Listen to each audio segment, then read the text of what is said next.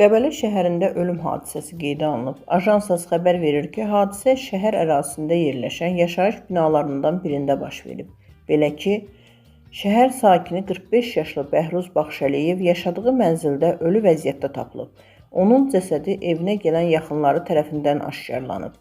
İlkin məlumata görə mərhumun ölüm səbəbi hələlik məlum deyil. Hadisə yerinə hüquq mühafizə orqanlarının əməkdaşları cəlb olunub.